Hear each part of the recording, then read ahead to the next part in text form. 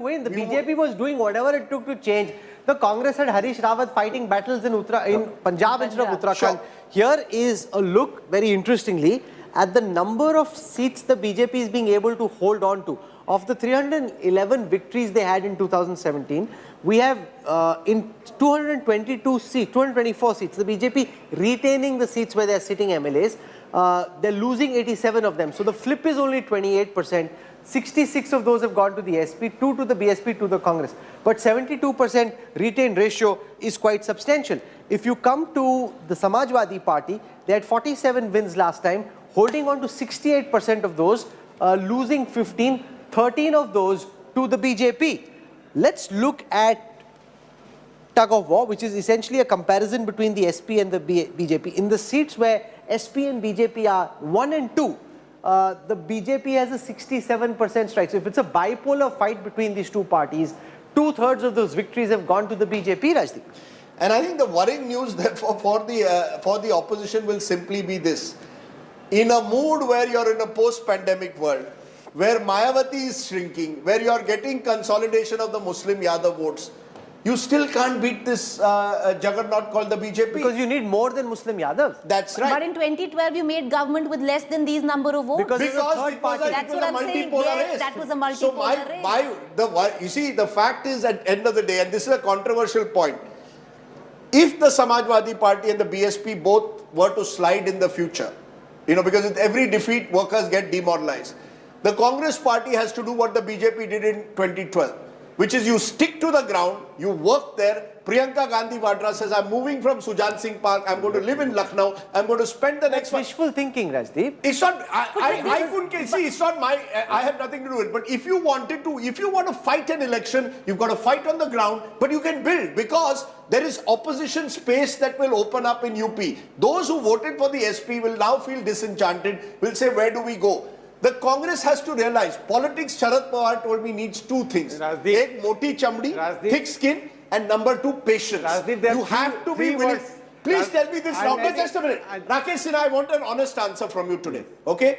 In 2012, Narendra Modi did not go and campaign in UP because Sanjay Joshi was in charge of the campaign and they had an old animosity. I was there, I've written about it. Nitin Gadkari begged and pleaded, didn't do it. But, from 15% then with Uma Bharti as your face, look at how politics has changed. Today, Yogi Adityanath and 45% of the vote. In 2012, did you ever think कि एक दिन 10 साल बाद आ जाएगा जहां हम इतनी बड़ी पार्टी बनेंगे? That's what the difference is. The BJP stayed the course. Atalji and Advani lost election after election, but they stayed the course from 3 seats. But they were never discredited. No, you have a problem. They were committed to the Sangathan. Yes, but they weren't discredited in the way that the Congress leadership is. Yeah, true. The Bharatiya Janata Party has right from the beginning the ambitions to rule the New Delhi. And that's why its strategy, its leadership, its ideology intended towards that. Did you ever think in 2012 that this would happen in 2022? Yes, sure. कि 10 साल बाद इतना बड़े party बनेगी? बड़े party, we are the natural rulers. In 1980, when BJP was formed, what MC Chagla said on the dais in Mumbai, the BJP is going to replace the Congress Party. Yes. In fact, there are 3 But the problem is you've got AAP saying the same thing now about you. Congress is in delusion. Samajwadi Party is in perception. BJP is in reality. That is the difference. No, he's right. You see, look at where 1984, 3 seats. What are 2 seats? 2 seats. From 84, we are now 38 years later. It's taken 38 years.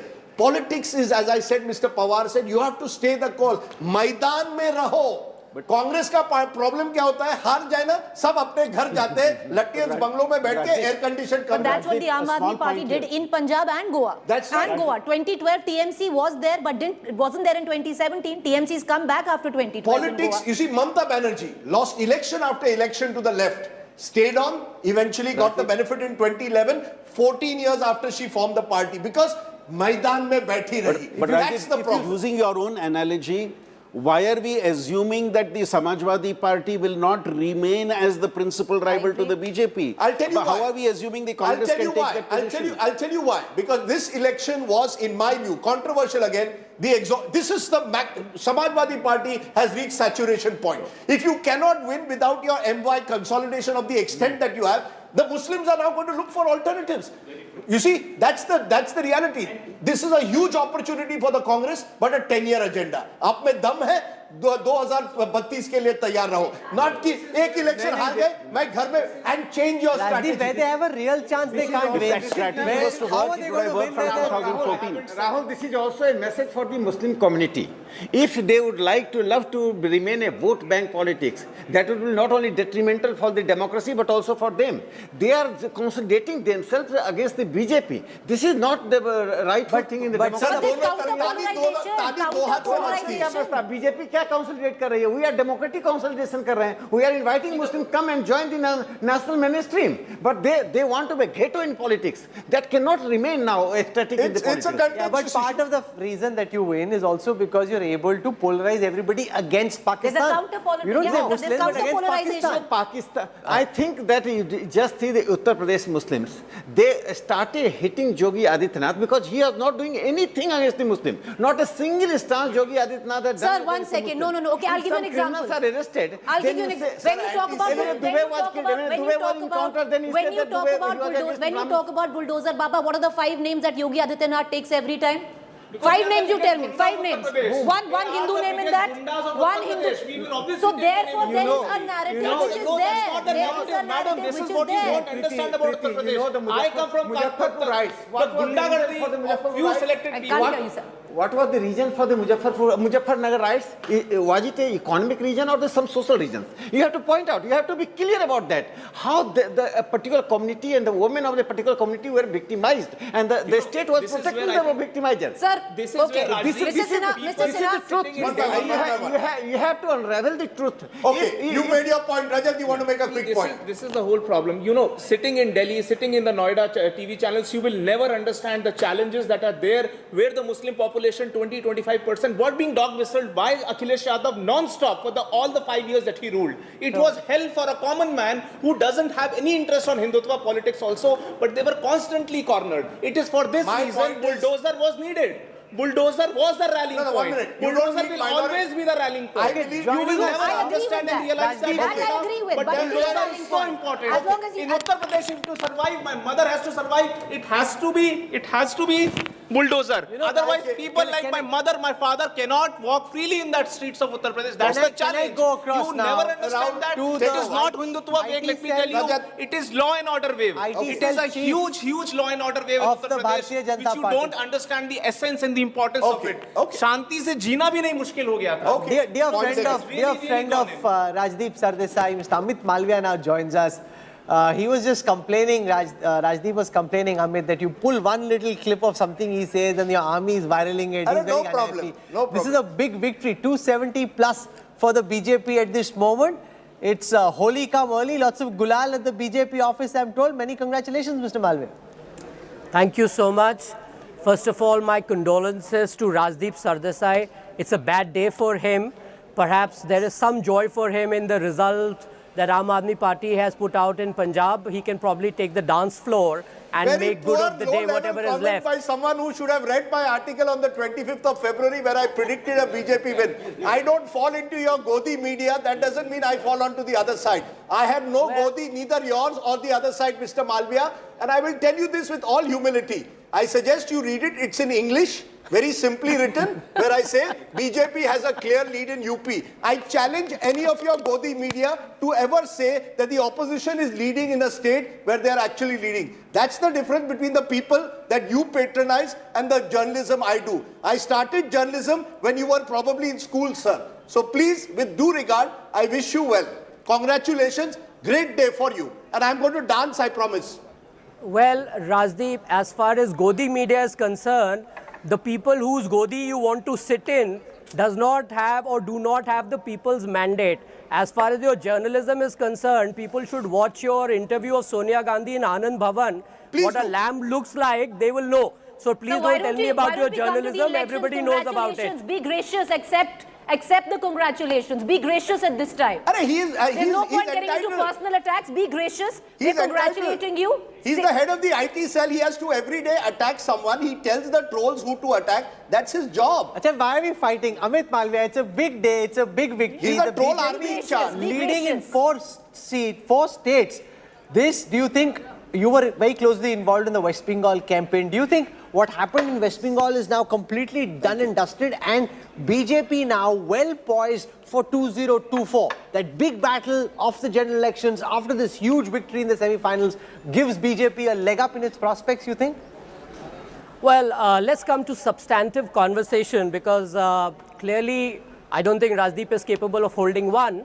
But Bengal, the BJP has 38% vote share in Bengal and is the principal opposition there in Bengal, with 18 Lok Sabha members and 77 legislators in the assembly. So we are in a great position in Bengal, and certainly next time around we will have more MPs from the state and we'll form government there. Coming to Uttar Pradesh, it's a phenomenal win. No chief minister has ever completed a 5-year term and got re-elected for the second time. And since 1985, which is 37 years from now, no party has come back to power in Uttar Pradesh. This has purely been possible because of the governance, delivery, law and order, women empowerment, security, infrastructure development, improvement in healthcare, education. I keep listening to Rajdeep and his ilk talking about Hindutva, polarization and all of that stuff. Do you realize that the BJP has gone far deeper into Uttar Pradesh? It is now seen as a party of governance. There's no taking away from the fact that we are involved in reclaiming the cultural ethos of this country. The Kashi Dham is an example. The Grand Temple at Ayodhya is an example. What we've done in Uttarakhand, as far as the Char Dham is concerned, it is significant. No other leader other than Prime Minister Modi, after Devi Bai Holkar, has done so much for rejuvenation of the Hindu cause. But there is a lot beyond that that is in play there in Uttar Pradesh. From 2014 to 2017 to 2019 and now 2022, the mandate is overwhelmingly in favor of the BJP, its governance, its pro-poor policies, pro-women policies. I mean, there is so much that people who don't have blinkered views can look at and perhaps take back home in terms of what governance and development and positivity means as far as state of Uttar Pradesh is concerned. You know, Amit Malviya is absolutely right. And when I wrote that article, I gave 5 reasons. Hindutva was one of them. I believe this is a Hindutva plus era. The problem, in fact, I believe with the Mandal parties is that they have not been able to evolve into Mandal plus politics. Today, politics cannot be only fought on identity. The 1990s in Uttar Pradesh was a decade of sharp identity politics. Now you need identity plus. Mr. Modi, through Labharti schemes, through welfareism, through ration, has provided that. There is absolutely no doubt about that. We should have, an acknowledgement of what is happening on the ground. Some of us see it. Some of us choose not to see it. Some of us live in our troll armies and our echo chambers. I believe we must distance ourselves from both. I want to ask Mr. Malviya about these images that we are getting on our screen right now of Arvind Kejriwal and Bhagwant Mann together. While the BJP didn't have very much at stake in Punjab, what do you make, sir, of the emergence of AAP as a party that swept a massive jhadu in Punjab? Now, apart from Delhi, they run Punjab, which is a full state. How does the BJP see AAP's prospects? They're saying we are your national challenger, or they think that they will be in time to come. Rahul, let me put this in context. There's no doubt that the Aam Aadmi Party has done well in Punjab, and the mandate for the Aam Aadmi Party in Punjab is against the disenchantment that people have with the Congress and the Akali. It's for the first time that the BJP has contested Punjab on its own steam and not in an alliance with the Akali, our traditional partners. We've gone beyond our regular 23 seats that we used to contest. But this whole chatter about the Aam Aadmi Party being the national alternative to the BJP, I think is a little premature. The Punjab state sends 13 Lok Sabha MPs, Delhi has 7. That puts the total at 20. The Aam Aadmi Party has never won a Lok Sabha seat from Delhi. So people vote differently as far as state elections are concerned and as far as Lok Sabha is concerned. Also, when you talk about national alternative, you have other claimants like Mamata Banerjee from West Bengal, which gives 42 Lok Sabha seats. You also have KCR from Telangana. You have Stalin You have Sharad Pawar, who's been the Prime Minister in waiting forever now. So is there an acceptability and is there a momentum, and has the Congress actually abdicated states like Madhya Pradesh and Rajasthan and several states where they are in a direct contest with the Congress? So it's great chatter and it's no doubt a great achievement for the Aam Aadmi Party, but I think this whole talk about being the national alternative is a little premature, but do you fear, have the indulgence. Do you fear the AAP more than the Congress? The straight answer and a yes or no answer. Do you fear that if the AAP comes into Himachal Pradesh tomorrow, if the AAP comes into states where the BJP is more vulnerable, do you fear the AAP's election strategy more than that of the Congress? Prashant Kishore once told me the most difficult election he faced was 2017 taking on AAP. Do you agree that the AAP provides you a formidable challenge? Why just the AAP? Any political party that is an opposition to us is a challenger. The Aam Aadmi Party is also in Goa and in Uttarakhand. They have not been able to make a mark at all. So you can't be selective about picking up one state where they've done well and not talk about others. The BJP has done well in 4 out of the 5 states that we are talking about, and you seem to be running down the BJP's achievement, but Punjab, which has done well in 1, you seem to think that they are national alternative. That is what I call biased journalism and blinkers. Okay. Okay, Prithvi Reddy joins us. I want to put this point that Amit Malviya is making to the AAP spokesperson. Amit Malviya arguing very passionately that you won Punjab, it doesn't mean you're a national alternative. Stop dreaming, get real. It's one state. Look at what happened in Uttarakhand. Look also at what happened in Goa. Rahul, I don't know why Mr. Malviya said that, because I don't think we've ever claimed that we are a national alternative. We know that we are a young party.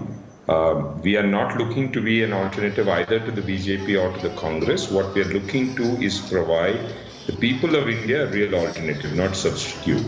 I'm sure Mr. Malviya would love to have the Congress as an opposition across the country. I can only say that across the country, wherever the BJP has had a strong opposition, they have lost. And I think there's a message in that for the entire opposition that you need to go to the people not with an ideology, because ideology doesn't fill a person's stomach. You need to go to people with a clear-cut agenda and tell them what we have to offer. I think the difference between some of the other opposition parties and the Aam Aadmi Party in Punjab is that we spelled out what we will do for the people of Punjab. Preeti has a question for you. Preeti. So I have a question for Mr. Malviya. Mr. Malviya, you know, you said that this is the first time you went in with the number of seats. By the way, also, your alliance partner, Captain Amrinder Singh, has lost Patiala. But I want to ask you, wouldn't you have hoped that you at least got a bigger vote share this time? You're fighting over double the number of seats what you were fighting in 2017. You're over 70 seats you're fighting this time around, and your vote share and your seats are still just about 3 and lesser than what it was when you were fighting about 20 odd seats. Before I answer that leading question, would you tell me what has happened to Navjot Singh Sidhu? Would you tell me what has happened to Charanjit Singh Channi? Would you tell me what has happened to Harish Rawat in Uttarakhand? Now these are people who were in office there. No, it's a question to you, sir. It's a question about the BJP, because this is the first time you're going over 70 seats in Punjab. One would have thought that the showing of the BJP at this point of time in terms of sheer vote percentage would have been a lot more than what it was in 2017 when you fought just 20 odd seats. But your showing is lesser actually what it was in 2017. You know, Preeti, you make it sound like an intelligent question, but it isn't. Because in 2017, we were in alliance with the Akali. So obviously, some vote that would have gone to Akali came to the BJP because of the alliance that we were in. Today, we are fighting as a party on our own steam. And of course, we haven't pushed aggressively in the last 5 years for several reasons. Give us 5 years, maybe next 5 years, we will work in Punjab and I'll come back to you. Or you won't have to ask me that question because numbers will show for our performance in Punjab as well. But for now, the question should be asked, where is Navjot Singh Sidhu? What happened to this great example of, Channi being the chief minister and Rahul Gandhi's plan? The question should be asked to Gurdeep Sappal, spokesperson Congress, because when it comes to Punjab, the Congress has had a bit of a meltdown. The party in power down to 18 seats. Today is possibly, and if Goa goes the way it is, it'll be a day you're blanking out completely. This could be the worst nightmare. Are you today willing to concede the manner in which Captain Amrinder Singh was removed, the timing of it, the attacks between Channi and Sidhu? Congress pressed the self-destruct button in Punjab, yes or no, Sapalji? Rajiv, first of all, I'll congratulate both BJP and Aam Aadmi Party for their respective successes. It's a bad day for Congress, no doubt about it. And certainly people do not like the bickering state spillover. You can't have two views about it. But I will add to it what Mr. Varun Reddy just now said. And I think he summed it up very beautifully, that today ideology doesn't matter. And that is what Aam Aadmi Party is all about, because it can conveniently sit back. It can choose to be passive in Delhi riots. It can choose silence on the questions of crony capitalism, about the economy, about people who are in distress. It's only about freebies. And there's a shelf life of such politics. I think, as you yourself said a little while ago, next few years are there for Congress Party, because ideology does matter. And what Rahul Gandhi has done in past few years is he has brought back Congress Party to the ideological basis. And now we need to follow it up with organizational work and communication, because somewhere we have not been able to communicate what Congress Party stands for and sir, what about your leadership? You see, accountability of leadership that takes decision that leads to defeat. Everywhere, in most Western democracies, that leads to a leadership change. Would that ever lead to that in Congress? Will Mr. Sidhu at least step aside? Will those who appointed him admit that they got it wrong? Should there be some accountability? Who is responsible? Don't only blame it on the organization and poor workers when your leaders were fighting like cats and dogs. No. Accountability question does arise, and within the organization it is discussed. It's not for the public spectacle that we do such things. There will be a lot of introspection within the Congress Party also. We do introspect. But we have to realize that Congress Party is also going through a very churning phase. Congress Party today is not what it used to be. And a whole new organization structure has to emerge. And it has to be built upon ideological clarity, unlike what Aam Aadmi Party says. That is what we are looking at now, that ideologically, let us be very clear where Rakesh Sinha wants to make a very quick point. Yes? And that is why, see the comparison between earlier we were doing between Uttarakhand and Punjab. Chief Ministers were changed. Here leadership matters. Prime Minister Modi lifted the entire election campaign, irrespective of change of the leadership. Gradual three chief ministers were changed. But your leadership could not do that. So I think that there is a characteristically difference between the Congress leadership and what Prime Minister Modi is doing. One leader is connected with the people, has credibility, so he gives the people faith in his leadership, in his policy and program. Your leadership fails to give confidence among your own workers. You change the party president, you change the chief minister, new party president, they don't have harmony, and that is in public utterances. So I think it is the complete failure of the leadership. Let Mr. Reddy also join the debate, because somewhere, Mr. Reddy, you're talking about opposition and what perhaps other opposition parties need to learn. I'm just looking at Goa, and if the Congress or the opposition loses Goa, it's because it's been fragmented. You're leading in 2, but there are 23 seats where the margin is less than 1,000 votes, and AAP and the TMC have chipped at the Congress. So is there a message, maybe in smaller states, to get your act together, to work together? Or every party now, every opposition party will fight for his or her own turf? It's impossible to have an opposition front in India. What the future holds, I cannot predict, Rajdeep. But one thing is very clear. The people of Goa gave a mandate for the Congress last time. 14 out of the 17 MLAs sold themselves. When you talk about this horse trading, you need a seller and you need a buyer. And I blame both the parties. As far as the issue of that Mr. Uppal was raising about ideology, I think the only votes that the the Congress is getting is the anti-BJP vote. And I don't think they have utilized that to provide an opposition to the BJP in this country. I think Congress has failed the people of this country across board, whether it's at the state level or at the national level.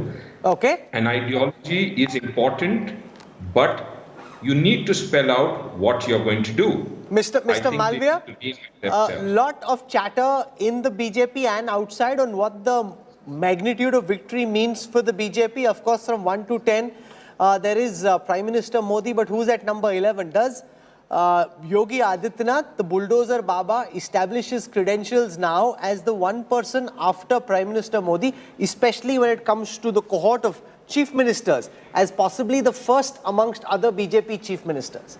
Would you concede that? Would you accept that? Well, Rahul, if you look at the mandate that the BJP has got in Uttar Pradesh in 2014, 2017, 2019 and 2022 now, clearly the overarching leadership influence of Prime Minister Narendra Modi cannot be missed. He obviously remains the tallest leader of the party, and the mandate in Uttar Pradesh on each of these occasions represents his popularity, his great pull and attraction for the people. As far as the chief ministers are concerned, Prime Minister Modi was a 3-term chief minister before he eventually became the prime minister. You have Shivraj Singh Chauhan, who is the 4th-term chief minister. We've had several other chief ministers who've done several terms. So there's no taking away from the fact that Yogi Adityanath ji is the incumbent chief minister, but the BJP has a completely different way of operating. We have chief ministers who've done several terms, and of course, the most popular leader remains Prime Minister Modi. So I think this question is a little premature, and I think what's really important at this point in time is the magnitude of this win, the kind of support that the BJP has, which just cuts across all communities, social strata, and in fact the BJP has created a new bloc of its own, if you would like, which is really about good governance and delivery. It's about ensuring that people's lives improve. It's about ensuring that the state progresses. There's a vision for the state. There's a vision for the country. There's an economic vision. There's a social vision. I don't think any government in the past has had this kind of a clarity around taking the country or their respective states to the next level, which the Prime Minister and several chief ministers of BJP under his leadership are doing. Thank you very much, Amit Malviya, for joining us. Appreciate your thoughts. And this is Holi come early indeed, and best wishes.